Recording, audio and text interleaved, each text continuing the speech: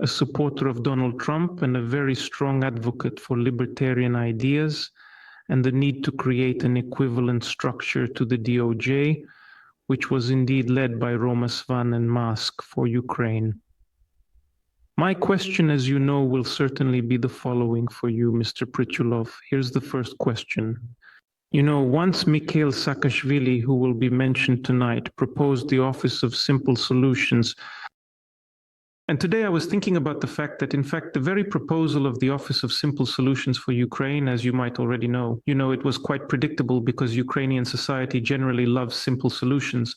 While simple solutions are indeed usually wrong and short-sighted, generally speaking, typically in many cases as a result in reality, consequently, therefore, thus, hence, so, and accordingly. In my opinion, it's about strategy, it's about long-term consequences, and it's complicated. There won't be a simple solution. This is related to layoffs, restructuring, and the ability to live within a small but effective bureaucracy. Do you agree that, let's say, Ukrainian society has always been drawn to simple solutions? That's why politicians, even foreign ones, have always come to Ukrainian society with simple answers. While American society has matured to actually implement structural long-term reforms. Please excuse the long question. Deutsch, this is the Department of Government Efficiency. So what is it created for?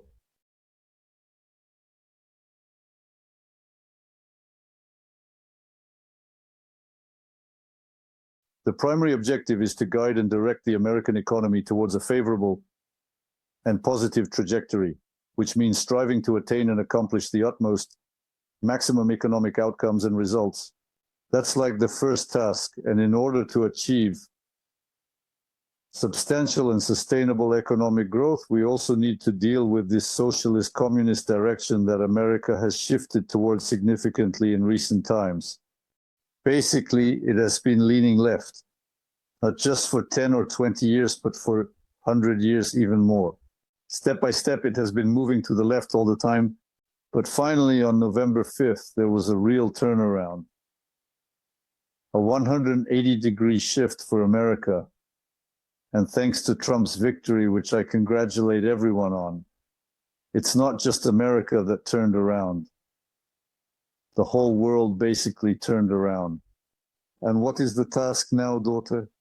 First, it's to remove all the regulatory issues and regulations that exist in the United States of America, because they've accumulated a huge number over many decades. Furthermore, and besides that, unfortunately, every law or directive that is typically passed doesn't have an expiration date. And the task, daughter, is that if, in essence, in the future we create any laws or directives, they should essentially have an expiration date in the long run. That's the task Trump set for Vivek and Elon. He set the date for July 4th, 2026, although, as Elon said, we'll do it faster. July 26, 2026. Although, as Elon said, we'll do it faster, specifically to cut government spending and make all government actions efficient in the future.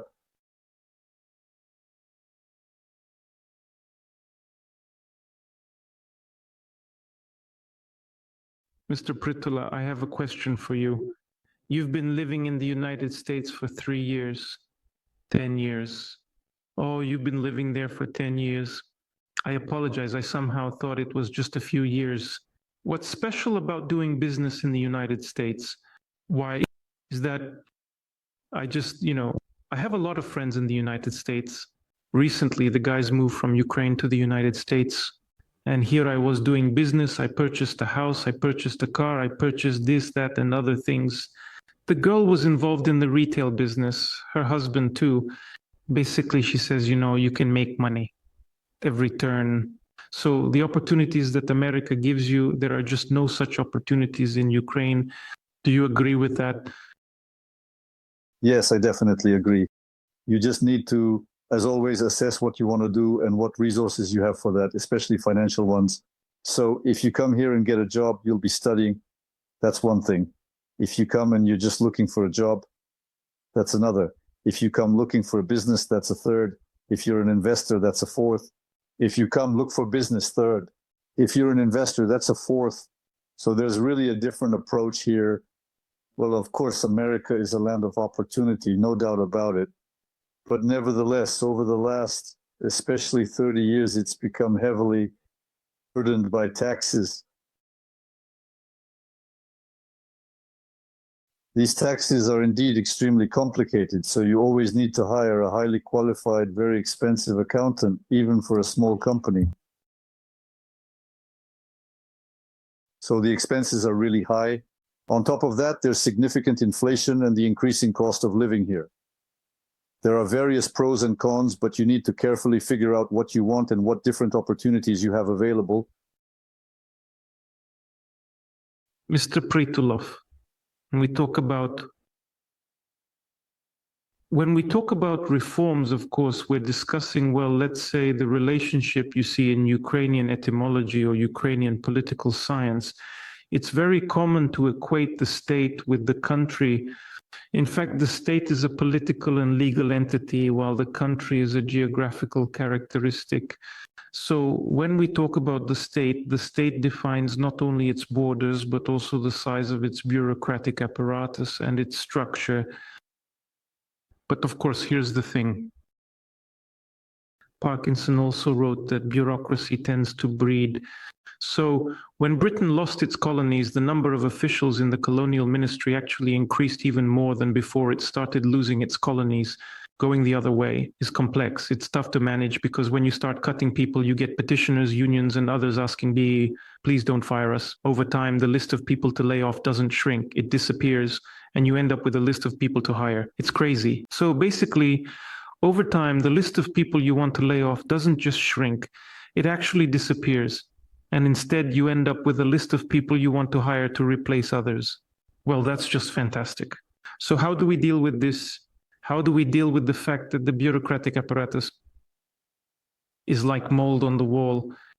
If you don't cut it off entirely and completely in time, it will spread like ivy. I agree, but I would call it even more sharply.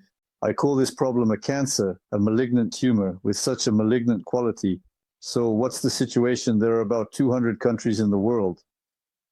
And in each country, there's its own deep state. And let's say the American deep state is the biggest, the most powerful, and the most corrupt deep state, the most corrupt.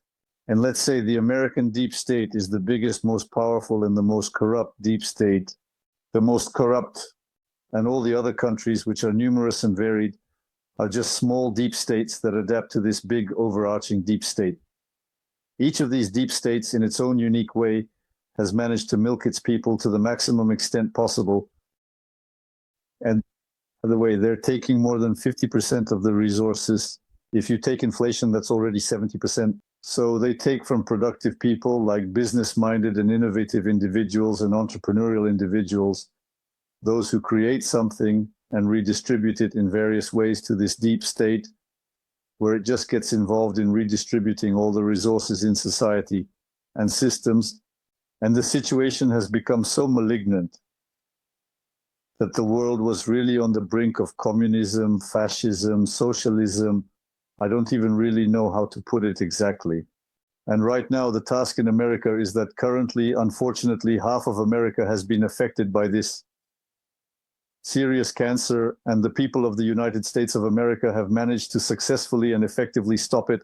Right now, Vivek, Ramaswamy, and Elon are like two big saws, just like Javier and Milei, cutting off the artery, meaning the flow of taxes to this deep state, and it will definitely shrink to a minimum size.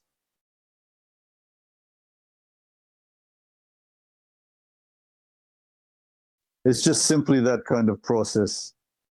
Oleg, I just want to ask you two more questions that I think are very important. I've been very closely following American politics. I speak English and I read a lot of press. Plus, I have many friends in America, specifically Americans in particular. I mean, those who were born in America, native speakers, as they say. I'll say this, in my opinion, Americans are very much influenced by politics, but they're not influenced by politics at the level of freedom of speech like Savik Schuster. No, I'm not even talking about the fact that Joe Rogan's podcast gets more views than any talk show on NBC and so on. The question isn't even that. The question is that Americans are ready to vote for their choice with their dollars. Americans ready to fund politicians. So when you're, let's say, Elon Musk or, I don't know, Jeff Bezos, you can donate money to politics, and there's nothing shameful about that. The real problem is different. It's bad when the only money is oligarchic and there's no money from regular people. And when that money gets mixed in a blender, so to speak, you realize that a lot of different stakeholders have actually invested in your company. Some people give $1,000, some 10, some 100, some 1,000,000. It doesn't matter. But everyone, on one hand, it creates a sense of responsibility for the words you say because you've been paid, given a free pass, helped to get elected. But on the other hand, you're also instilling a sense of self-worth in people. If I'm paying taxes, if I'm funding these politicians just directly by donating to their companies, then I have the right to demand that they fulfill the promises they made when they were running. So how can Ukraine move towards this kind of model from the perspective of society?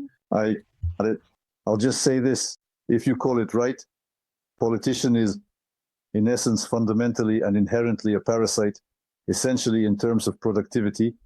A politician is a parasite. An entrepreneur is a creator, a maker. So what kind of system do we have both in America and in the world where the creator and maker has to pay the parasite 50, 60, 70% of their income so that the parasite can decide how the entrepreneur should live? What has America done now? She, in a manner that was almost reverential, practically positioned three entrepreneurs, Trump, Elon Musk, and Vivek Ramaswamy, above the two-party political system, in her view. So they will make the decisions and the politicians will carry them out. This is the first time such a situation has happened. People didn't even realize what happened. America shifted from socialism to libertarianism as libertarians gained power. They aim to curb the influence of parties and politicians so entrepreneurs lead and politicians follow. With AI, representation might become unnecessary. They aim to curb the influence of parties and politicians so entrepreneurs lead and politicians follow. And in the near future, considering advanced artificial intelligence systems, there might not even be an absolute necessity for representation in any form whatsoever at all. So it's potentially heading towards a point where a person can vote for themselves, press a button, and make a decision. Because that representation, which takes more than 50% from you, is the biggest problem on earth.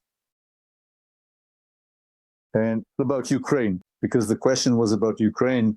In practice, Ukrainians need to unite now and choose their own Javier Milei or Nayib Bukele as the country of El Salvador, or as Trump in America, or as Elon in America, or like Vivek, such as the situation is tough with ongoing war. People want a proven military patriot. This patriot must also understand economic, state, and individual dynamics, steering like Vivek and Elon. Trump, Elon, and Vivek will support this person. But in addition to that, this patriot also needs to have a comprehensive understanding of economics and knowledge to know what a state is, what a person is, and to steer everything in that direction, like Vivek and Elon are doing now. At the same time, Trump, Elon, and Vivek will definitely support such a person. And this person can have a social lift without money. If Elon Musk definitely takes notice of him on the X platform, it's like giving him 100 million. So, Mr. Pritula, to wrap up, I'll hand it over to you for a survey. Javier Milei called for, well, he actually used the word nationalists, but he was indeed really talking about state builders, about Republicans to unite and to fight against the left ideology, the left idea that we see. The left idea, it's the same everywhere. The left idea here, in fact, you know, today I was reading Ayn Rand's Anthology of Capitalism, and she is, in fact, the founder of the theory of economic rationalism. Besides being a well-known writer, she talks about how the left often gets caught up in the idea of the common good. But usually they end up imposing a dictatorship of the minority over the majority. While the common good is the sum of the benefits and successes of people, these are two different philosophies. because that common good is often used like a nail to hammer things down, trying to prove that everyone is born equal, everyone is born with equal opportunities and should achieve equal results. And it's shameful to be rich, shameful to be successful. That's what the whole social matrix is aimed at. What can we say about Ukraine and the United States?